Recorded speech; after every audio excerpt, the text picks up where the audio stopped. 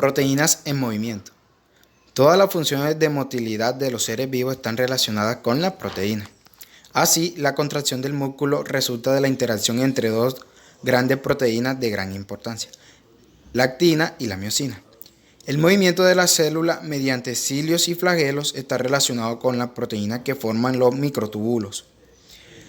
Una de las funciones de las proteínas es la función contráctil, ya que es la encargada del movimiento de los músculos. Las proteínas que se encargan de la contracción de los músculos son actina, esta se encuentra en los filamentos delgados. Además de la actina que se encuentra en los filamentos delgados, existen otras dos, como la tropomiosina, que es la que se ajusta en las hendiduras dentro del filamento delgado, y la troponina, que es la que tiene contacto con la actina y la tropomiosina. Seguimos con la miosina, se encuentra en los filamentos gruesos, y la actinina. Esta es una de las proteínas más abundantes en los músculos de los vertebrados y esta evita que el sarcómero se rompa durante la contracción muscular. Sistema contráctil. El sistema contráctil consiste en filamentos oblicuos de miosina y actina que interactúan con el citoesqueleto para producir la contracción de la célula. El músculo liso constituye las paredes de estructuras internas tales como el estómago, intestino, útero, vasos sanguíneos, uréteres y conductores secretores, como vemos en la imagen, el filamento grueso y el filamento fino. Estructura del músculo. Los músculos son formaciones anatómicas que poseen la facultad de contraerse, es decir, de disminuir de longitud bajo el influjo de una excitación. Durante mucho tiempo se ha creído que existían dos tipos de músculos. Los músculos estirados, como podemos ver en la imagen, rojos, que obedecen al control de la voluntad, y los músculos lisos, que son los blancos, como podemos ver en la imagen, que pertenecen al sistema de la vida vegetativa y que funcionan fuera del control de la voluntad. Así también podemos ver el músculo cardíaco, que se encuentra en el corazón. Papel del calcio en la contracción muscular. El aumento de calcio citoplasmático es el principal responsable de la contracción muscular. Cuando llega un impulso nervioso a la membrana de la fibra muscular, concretamente mediante la liberación del neurotransmisor acetilcolina. Este se despolariza produciendo una entrada de calcio desde el espacio extracelular. Este impulso se transmite a lo largo de la membrana, llegando al retículo sarcoplásmico, desde donde se libera calcio al citoplasma, como lo evidencian en esta gráfica. En condiciones de reposo, los filamentos de actina y miosina no están en contacto. Sin embargo, cuando el calcio del citoplasma aumenta, se producen puentes cruzados entre los filamentos de actina y miosina, que se desplazarán superponiéndose en presencia del ATP, produciendo así la contracción del sarcómero y con ello del músculo esquelético. Una vez terminado el proceso de contracción, el calcio volverá a ser introducido al retículo sarcoplásmico, requiriendo energía para ello. Energética y aportes de energía en el músculo. Su capacidad potencial de provisión energética es elevada, pero mucho menor que la de la grasa.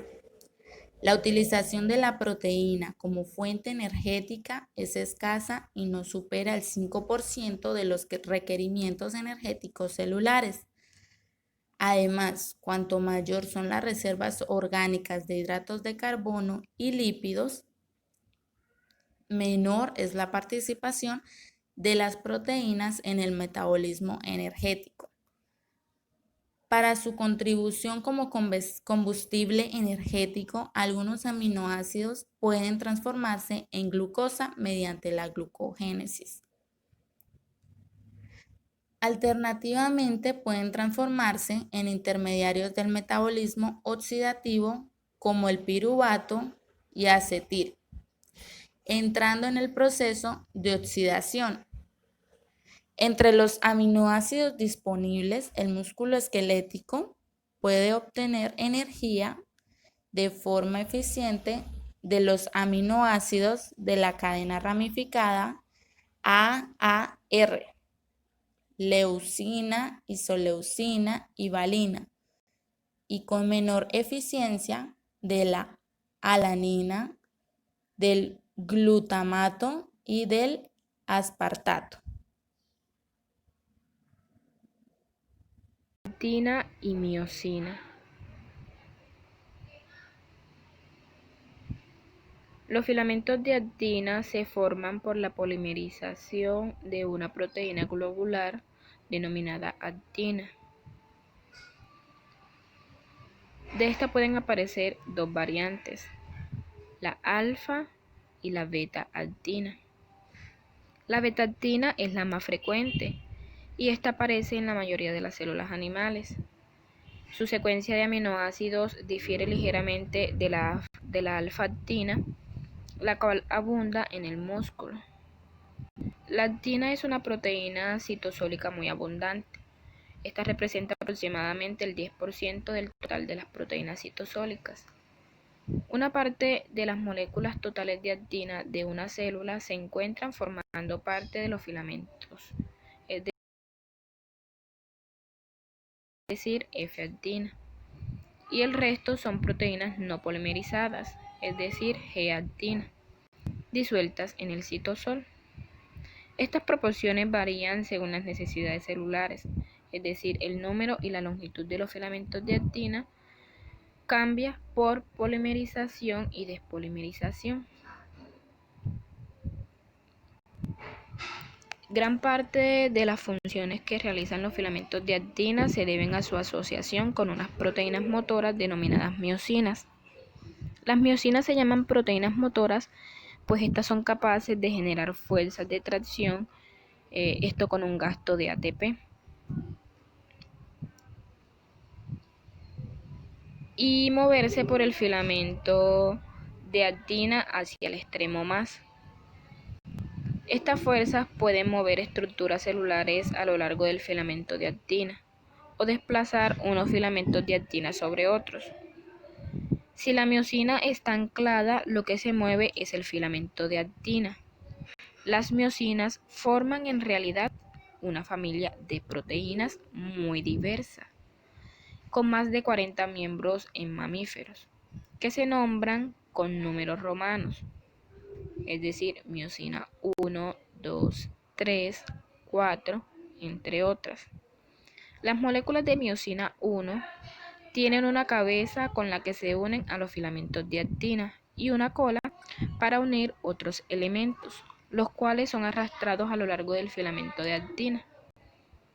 Estas aparecen en la mayoría de las células y sirven para el desplazamiento intracelular de orgánulos.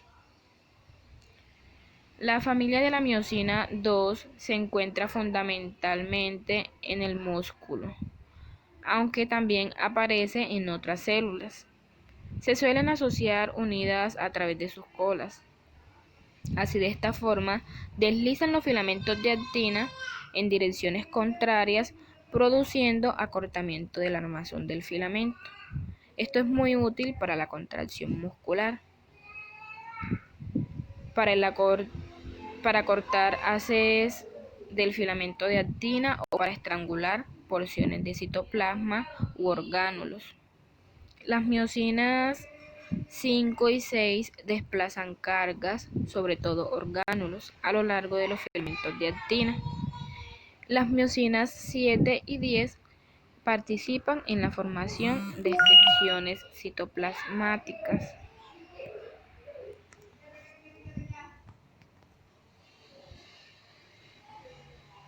Mecanismos bioquímicos de la contracción muscular.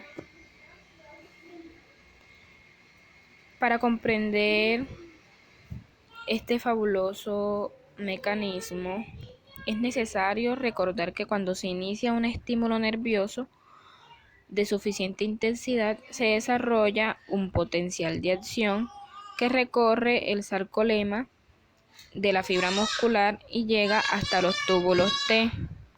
Este flujo de corriente viaja hacia el retículo sarcoplasmático y hace que se liberen iones de calcio. Estos iones de calcio son encargados de comenzar las contracciones de las fibras musculares, las cuales finalizan a nivel de la membrana sarcoplasmática, haciendo que se active la bomba de calcio para que éstas regresen a las reservas correspondientes dentro del retículo sarcoplasmático.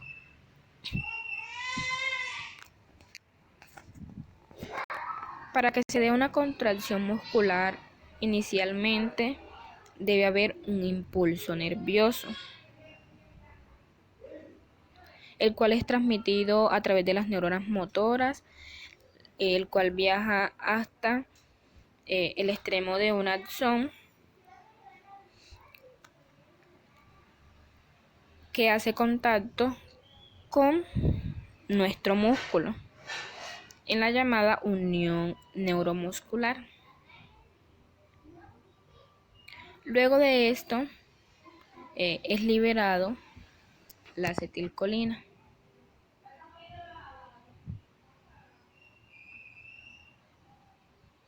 La acetilcolina penetra en las fibras musculares a través de los túbulos T hasta llegar a la miofibrilla. En este momento, la fibra muscular libera el calcio que tiene almacenado. En el interior de la miofibrilla se distinguen los filamentos de actina y miosina, de esta última sus cabezas.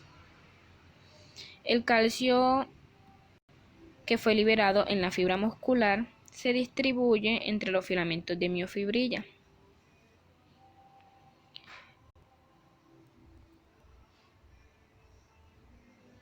Entre el filamento de actina se diferencia la tropomiosina y la troponina, mientras que en el de miosina se distingue la presencia del ATP. La tropomiosina cumple dos funciones complementarias. Primero, previene que entren en contacto la actina y la miosina cuando el músculo debe estar relajado. Y segundo, facilita el contacto de la actina y la miosina cuando se requiere la contracción muscular. Mientras que la troponina tiene el potencial de enlazar su molécula a algún ion de calcio cuando se produce la contracción. Esta da lugar a la función de tropomiosina y la molécula de ATP, las cuales constituyen el reservorio para el almacenamiento de la energía necesaria para que se lleve a cabo la contracción muscular.